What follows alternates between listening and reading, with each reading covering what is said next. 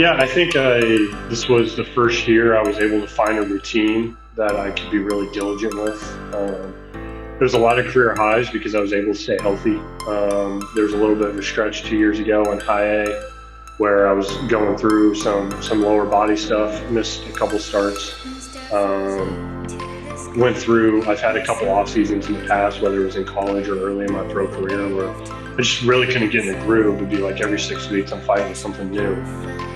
This past off season, I spent all off season, excuse me, in Tampa, around Yankees coaches and Yankees facilities, and we found a really good routine that it was throwing, strength, movement, recovery wise that I could carry into the season.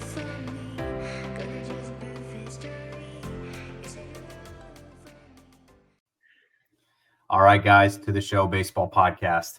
We have Zach Messenger on the program today from the New York Yankees system. If you're not too familiar with Zach, he just spent the 2024 season down in Somerset, pitching in Double-A for the Yankees. And Zach, I know I've been talking a little bit. I know other than sicknesses and things like that have been floating around, how's the offseason been treating you? Off season has been great. The wife and I, we made a little bit of a move. We were in Tampa the last couple off seasons. Right now we're in Charlotte. I'm working out down at Tread. Me and a whole lot of other pro guys are down there. My first year of it, I had heard nothing but good things. There's a lot of guys in the Yankees org that do Tread both in house and on the remote side.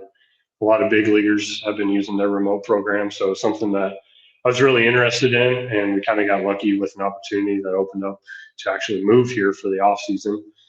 So I've been able to go in house every day, get a new environment, get kind of a fresh set of eyes for myself, and kind of pick a whole bunch of different guys' brains between the coaches there, the players that come in, stuff like that. So it's been a really good experience for me, a super productive experience. Body feels great, arm feels really good. I feel like we're just now starting to get that build up to where live at bats and stuff are coming, and I feel really ready for that. So all in all, it's been, we got super blessed with the opportunity to be able to come down here after the end of the season, and I've seen nothing but really good progress for myself. So that's, I've had quite a few Tread guys on this offseason. I have Zach Kelly singing the praises in the Red Sox system, and I've had Trent O'Donnell on, and Brendan Nail, all sorts of guys that are down there right now in the Carolinas. And for you being the first offseason with Tread, you were saying, what kind of things have you noticed that have been like a big difference in how you go about preparing compared to like previous off seasons? I'd say the preparation is still pretty similar. A pretty in-depth, like strength and weight program, pretty in-depth throwing program. Really, I wasn't looking for a change in routine. It was more just what other stuff can I pick up by talking to different guys. My coach Justin Nicolina, he played for a couple of years with the Miami Marlins. He's got Showtime. He being able to pick brains with guys like that. Guys that have a feel for a game, a feel for being a starting pitcher at the big league level, being able to talk mechanics, being able to talk pitch design, maybe in a little different way. Not so much in the sense of I like one way more than the other. It's just trying to be a sponge, trying to like pick up everything. How much stuff can we throw at the wall and let it and just kind of see what sticks? So really, I'd say the biggest change is kind of the off-season environment for me. It's all done in-house. The facilities down here in Tread are really second to none. Like they really only stack up to like the Yankees facilities, like big league sort of off-season training facilities. Throwing indoors is a little different. I'll be excited here soon whenever we get back to Tampa and start to throw outside and break a little bit of the sweat out there and stuff like that. But other than that, I mean, it's a super competitive environment. Just there's a lot more guys there, which honestly I think is a good thing. Again, just more brains to pick, more guys to chat with, go through the ups and downs of an off season with other guys around you. So really, it's been a lot of positive change and just trying to pull as much as I can, just really be a sponge in this whole thing. So, that kind of leads me to, obviously you're coming off of your 2024 season that was one of your best statistically. And you obviously you hit a career high in innings pitched. I think I saw a lot of your stats this year were the most you've ever had in a professional season, even dating back to your time at UVA. But for you, looking back at 2024 in Somerset, what are a couple of takeaways you have from, whether it was on the field things, off the field? What did you learn about yourself this year? Yeah, I think this was the first year I was able to find a routine that I could be really diligent with. There was a lot of career highs because I was able to stay healthy. There was a little bit of a stretch 2 years ago in high A where I was going through some lower body stuff, missed a couple starts. Um, Went through. I've had a couple off seasons in the past, whether it was in college or early in my pro career, where I just really couldn't get in a groove. It'd be like every 6 weeks I'm fighting with something new. This past off season, I spent all off season, excuse me, in Tampa around Yankees coaches and the Yankees facilities, and we found a really good routine that it was throwing, strength, movement, recovery wise that I could carry into the season. I think that was the biggest change for me was being able to have that thing where I can lean on to where whether it's a good start, whether it's a bad start, what worked, what didn't. If it was a great start, but my slider wasn't where we needed to be, the one thing I could always lean on was my routine. I knew I needed this amount of throws to feel my best throughout the week, this amount of sleep, this is what I needed to be eating, this was the timing of things as far as bullpens go, high intent, low intent days. Um, a lot of stuff that all kind of has to get packed in a 5 day schedule and a 6 day schedule. So just finding something that could keep some consistency between the travel and the weather, you're playing on different surfaces, stuff like that. So it was huge for me. And then really it was just kind of keeping the momentum going. A lot of open communication with catchers, with my pitching coach, Brett DeGagne, this past year. Um, just trying to get a little bit better each week, truly. Finding something that really we can build off of, regardless of how good or how poorly the start was. I talk about it a lot to where, regardless of the outcome out there on the field, there's a lot of good things, a lot of probably negative things that you can take away, and it's the ones that succeed and the ones that last longest, or how can you pick through those and to get yourself better and not so much pull yourself back.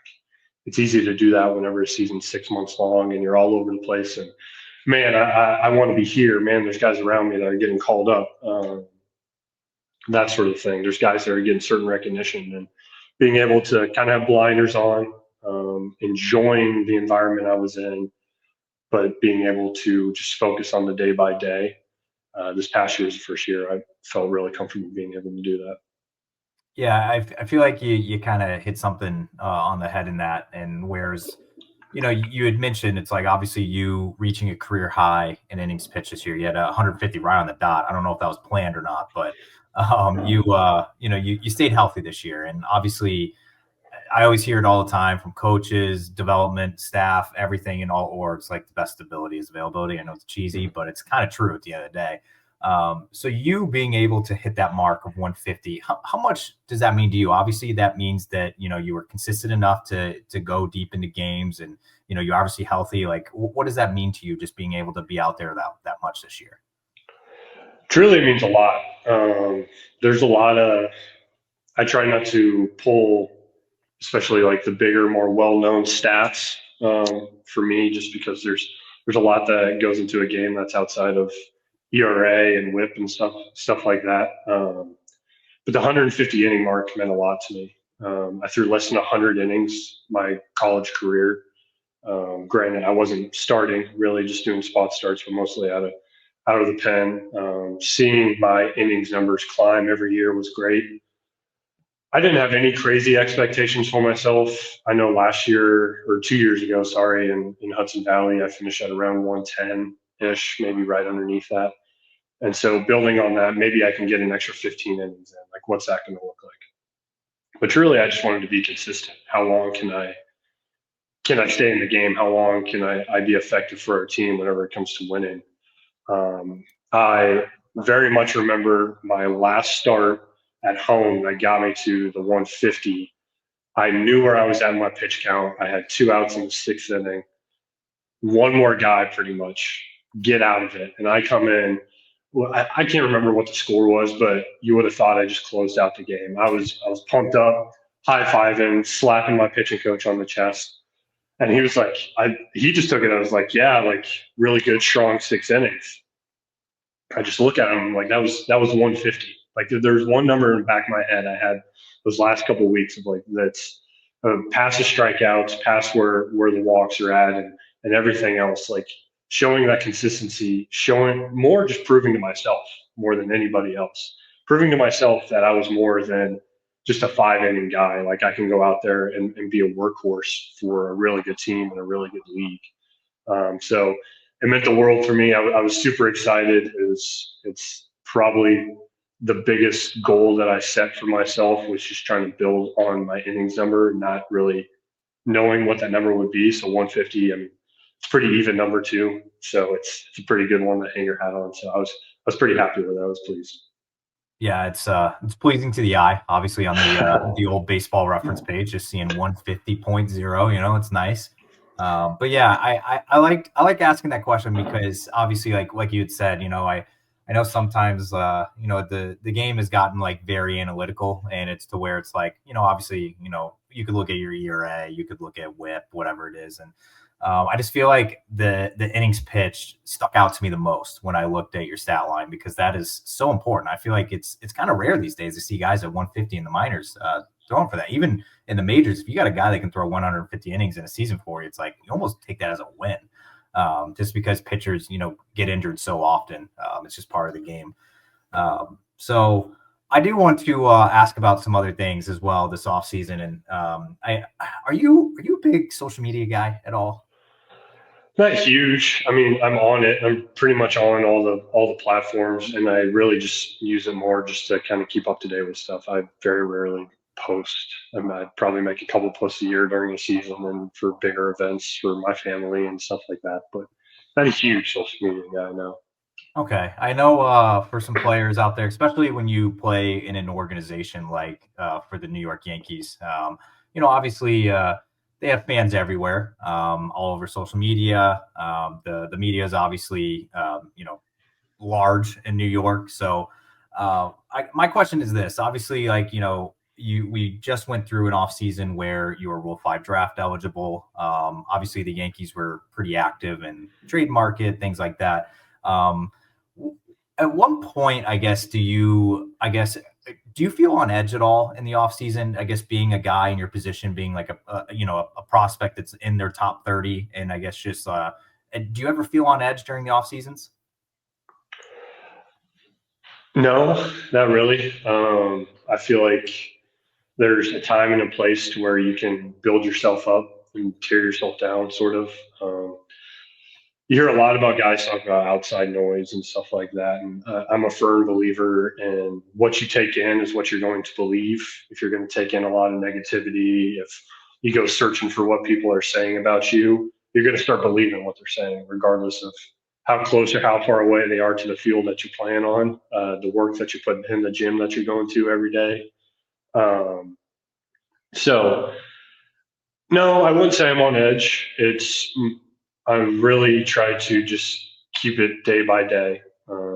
I continue just to stay focused as far as this is what I need to get done today. This is what I need to do to feel good for tomorrow, feel good for a bullpen I have in a couple days, stuff like that. Like it's very my daily. I get to the gym pretty early. I'm usually like an 8:30 guy. What can I do in this time span? 1 o'clock if I have from 8 to 1 blocked out. What can I get done to better myself, to trampoline myself to where I want to be tomorrow, next week, next month, sort of thing. So there's a lot of stuff that goes on business wise in baseball. Like you said, there's a lot of media that whenever it comes to Yankees and Yankees prospects, and there's people, not comparing you to anybody, but there's people like you that are out there that like they do this for a living and this is what they need to do. And that's, I'm doing what I'm doing for a living and this is what I need to do to be successful. And so I try not to get too jumped in, too on edge on anything. It's regardless of where I'm at, who I'm with, who I'm talking with. I know what I need to do to be aligned, be happy with myself, and have myself ready for the next season. Yeah, I always feel like it's one or the other when I have guys on here. I feel like it's sometimes like I'll have guys that like to search for their name on Twitter, and I feel like that's probably not a good idea to do these days, just because social media is a wild place. Yeah. And then you have the guys on the other end that's just like, nope, like I'm deleting like my Twitter during the season. I don't want to see anything. I don't even want to like it be on the For You tab. I don't want any of it. Mhm. So I am always curious, like, obviously with guys that play like, in the Boston market, the New York market, the LA market, guys that are in the system, not on the major league team, just kind of how they like feel about it. It's like, okay, there's a lot of noise around the team. So I'm always curious, like how you guys kind of react to that. So And uh, I will say, like, there's a time and place for it. I think social media can be a really positive thing. It's built our game. I mean, it's the game of baseball has gone international with the introduction of Shohei Ohtani and like pretty much with Roki Sasaki coming over here pretty soon. Like a lot of that is built through social media right now, and you see hype videos, you see professional baseball teams getting millions and millions of followers on their Instagram accounts. Like it's a really good thing. I think building your brand is an important part for like this generation of athlete. I think I would be very naive to be like, if you just want to live under a rock your entire career, that might be successful for some people. I think the average big league player has some idea of what goes on with social media. And again, like what makes you successful is what can you take in and what can you input for yourself to make your output better. So it's okay to take in if you see negative stuff on social media. It's okay to let yourself like pump yourself up a little bit whenever you see comments and stuff like that for the guys that want to go look for their name and stuff like that. And it's being able to have the understanding of if you go searching, you might find good stuff and you might find bad stuff. And what are you going to do with that information? Are you going to be able to sit down and realize, well, hey, again, this guy hasn't been within 500 miles of TD Park in Somerset, New Jersey, where I played half of my games this past year. Like he can say what he wants. If that's truly what he believes, everyone's entitled to their opinion. I know what I need to do to get myself better and help my team win baseball games and progress my career to eventually get to the big league level. And I can take that in. I can say with a smile, if I ever met the guy, I'd probably shake his hand and we'd all go our separate ways. So I'm not against social media whatsoever.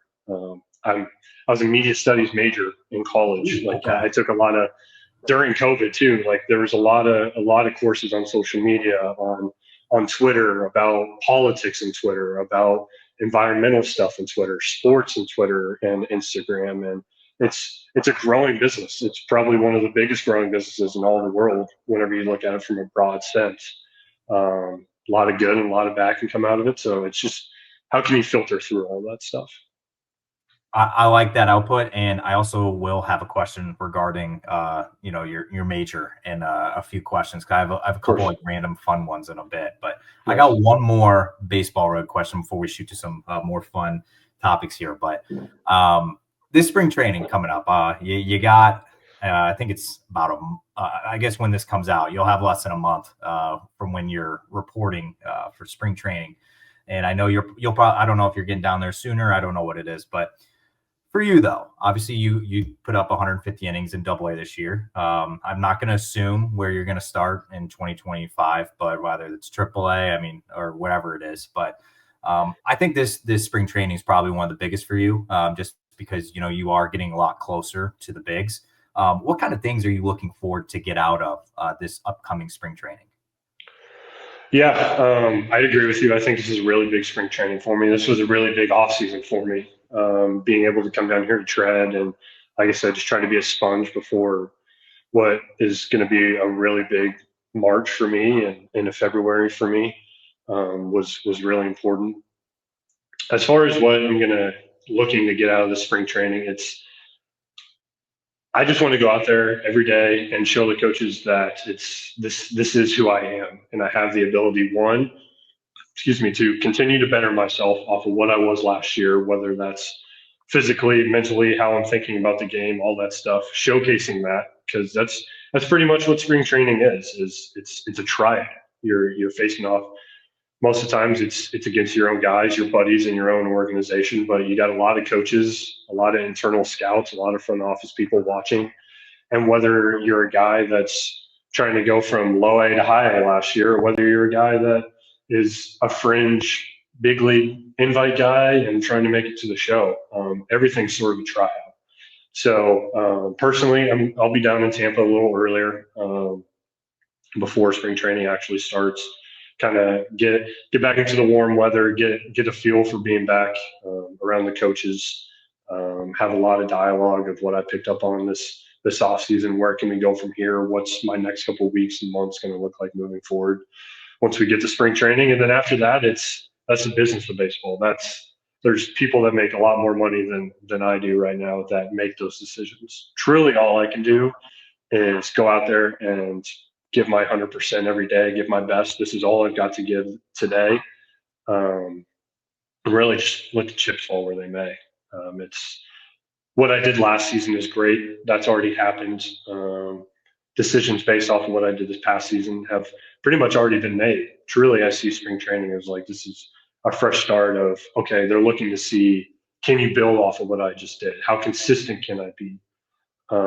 Is the Zach Messenger they saw last year going to be the same Zach Messenger whenever it comes to potentially starting in AAA or making a big league call up or something like that?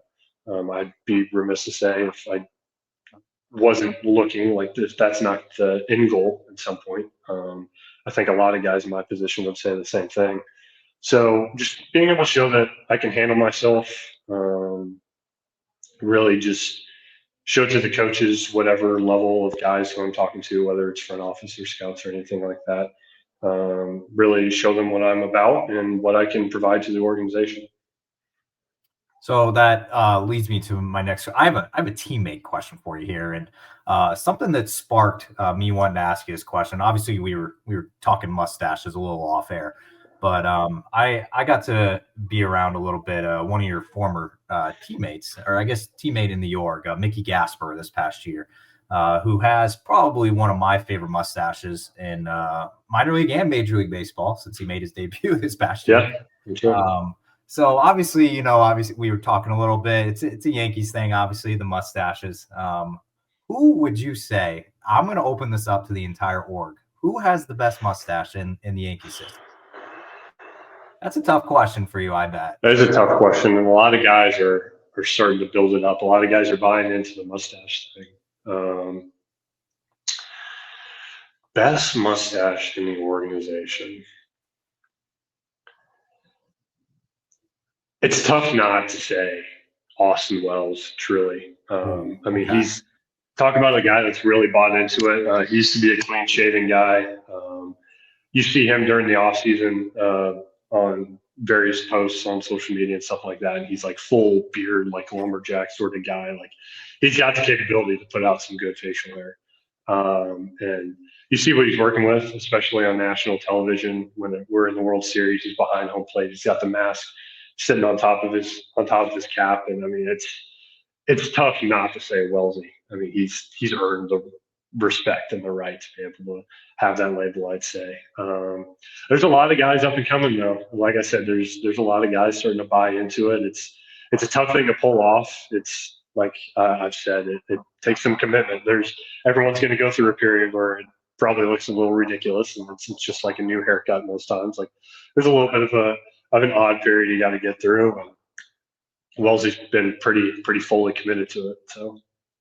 So you just mentioned too, like obviously him at the World Series and things like that. How glued were you and how tuned in were you? Obviously watching the Yankees make that run. Obviously you got a lot of guys you played with that on that team. So how tuned in were you? Probably the most tuned in I've been to a World Series in a while. It's like you said, it's a lot easier. One, it's an organization that I'm playing for that I obviously have a bunch of respect for. I love being a Yankee, and also seeing guys that you've played with in spring training or you've played next to since we all got drafted. Ben Rice showed a little bit of time there in the ALDS, and like being able to see him on camera, being in those dugouts in the World Series and the ALCS it's pretty cool to see.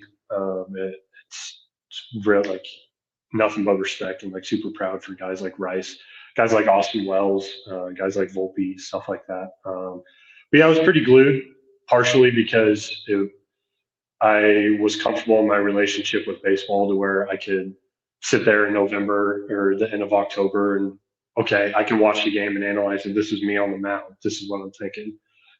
If I'm so and so up to bat, if I'm Alex Verdugo up to bat, like this is what I'm thinking. This guy's probably going to throw me here, that sort of thing.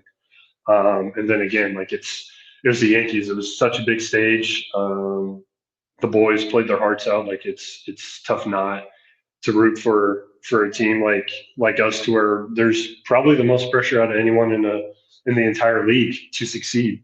And we were really close. Ran into a really good team and organization in the LA Dodgers. That's as far as like tier one pedigree, I put us up there with the Dodgers as far as their development process, both pitching and hitting and defense at the minor league level, and then the success they're able to produce year in and year out at the big league level. So I was pretty glued in. It was fun. We hate to see how it ended, obviously, but I have all the belief that we'll be back there next year. All right, I'm gonna read you off a few names right here, and I have a question after this. I'm missing some names on this, but I have here's some names that I wrote down: Andrew Abbott, Zach Geloff, Griff McGarry, Mike Vassell, Kyle Teal. Those are just a few of the names that you shared a roster with while at the University of Virginia. Is it cool seeing guys around, minor league baseball and even get up to the pros like Zach Geloff this past year? Those are just names that I could recognize. I'm sure there's many other while you played at Virginia that they all got drafted. I'm missing quite a few, so please forgive me on that. But just seeing guys spread out around the league, having success, like how cool is that to see, the Virginia guys doing something like that? It's awesome, man. Honestly, I know you ask anything, and every single one of those guys are going to say the same thing, and that we have a lot of respect and pride for the success that we had, the time that we had at UVA, what we were able to accomplish with going from really a down stretch for UVA baseball standards all the way back to the College World Series. And seeing guys like Abbott and Geloff, Mike Vassell's about to get a really good opportunity with the Tampa Bay Rays. Guys like that, it's really cool to see. I love, if there's any box scores that I'm ever looking at, I try to keep a mental clock of like, all right, today's an Abbott start day. Okay, let's see how Geloff did, and even guys that I didn't get the opportunity to play with. Ernie Clement has really started to make a name for himself. He was always like a fringe guy, and he really came up big with the Toronto Blue Jays there at the end of the year. Guys like that it means a lot to be able to say, yeah, I came from UVA. There's a super high standard that comes with being a part of such a program. We're super proud of it. I'm super proud to be with those guys. I know there's also guys, I played against Nick Ken a whole bunch this year. Nick Ken was drafted the 11th round the same year I was drafted. He played shortstop for us for 3 years, same recruiting class. I love Nick. He's in the Rockies organization right now. And so we took Hartford in the league semifinals this past year, played Hartford a good amount too. So being able to see him was awesome. Kyle Witten's a guy that made it to AAA this year in Durham with the Tampa Bay Rays. Kyle Witten's one of my favorite dudes of all time. So we've got a lot of guys out there that are holding it down. Super proud to be able to wear Virginia across their chest at one point in their career, and just trying to take everything we learned from Coach O'Connor and that entire coaching staff and continue to apply it to our everyday life on and off the field. It's easy to see what they've got going at UVA, and then look at the success their guys are having at the professional level, and there's a lot of really big correlation there. Yeah, I actually, something funny. I was kind of, when I was going through some of those names, I was like, man, I spent a lot of time going to a lot of international league games, around like Buffalo, Syracuse, Worcester, and then I was in the Eastern League for AA as well. I spent a lot of time in New Hampshire and Portland and Hartford and things like that. And I was kind of thinking back, and I'm like, the two best pitching performances I saw this year were two UVA guys, which was kind of like hilarious because Andrew Abbott was just lighting it up for. He's with the Nationals org. I He's think. with the Reds right now. The Reds He's with the org. Reds, yes. And then the other one was Connolly Early with whenever he got up to Double A in Portland. Yeah. It was one of the best pitching. I know he's after you, but it was kind of insane. Like I was kind of going through and I was like, wow, like UVA guys are kind of producing right now. So I always like to show a little love to where. Absolutely. I got two questions left for you, and I'll let you slide. They're random questions here, so please bear with me. This is kind of gonna go towards something we talked about earlier. With you kind of brought up what you majored in when you were in college. I like asking this question to guys though. If you were not playing professional baseball right now, what would you be doing with your life? So my go-to answer is always there's a guy by the name of Jason Zillo in the Yankees organization. He's pretty much like the media go-to guy at the big league level. Zillo's been, you see interviews with Derek Jeter, and you see interviews with guys like Alex Rodriguez and Joe Girardi, and these big time moments, these championship winning moments. And in the background is Jason Zillo. Like he's the guy that everybody knows who he is. He's the middleman between players and the media. He does media training. I've heard him speak multiple times during spring training and stuff like that about how you go about being a professional athlete, how you go about representing the Yankee organization on social media, talking with the media, stuff like that. I think media training would be a really cool thing, especially for guys coming from on like the international level. I mean, they're on American soil and they know really all they know as far as baseball goes is just how to be really talented, and then everything that comes from behind that it's new for them. They're learning a new language. They're dealing with American speaking media members that just want to pull everything out of them that they can out of these really talented kids. So being able to help kids like that through a system and continue to succeed and take as much pressure off of them as they can to where they can just go out there and focus on baseball. I think it would be a really cool thing. So, I mean, I've talked about it to where I have the utmost respect for like SIDs at like big collegiate departments. Like was a huge fan of Scott Fitzgerald, who was SID for the baseball team whenever I was at UVA. Learned a lot from him while I was going through my media studies education. So I have a lot of respect for the people that get to be that middleman between team, players, superstars, and the media. So I think that'd be a pretty cool thing to do. That's the most unique answer I've gotten so far when I ask that question. I had a lot of guys on here. I feel like a lot of baseball players nowadays, like I get like the two like main majors I hear is like psychology and kinesiology. So I like that. I like that answer idea. That was thank you. I feel like it's unique and you don't hear that too often. I got one question left, and it's a food question because I am a big food guy. Me and the wife love trying new places and things like that, but we also have our staples. And so that's what I'm going to ask you about here. I need a Mount Rushmore from you. So your top 4, and it's got to be fast food chains. They can be sit down or they can be drive through. What would be your top 4? Wow. Top 4 fast food chains. It's tough, man, because you'll be thinking about it later. Like, man, I forgot about that. Yeah, exactly. I'm going to think about so many other ones. All right. This is in no particular order. Nope, just your Mount Rushmore.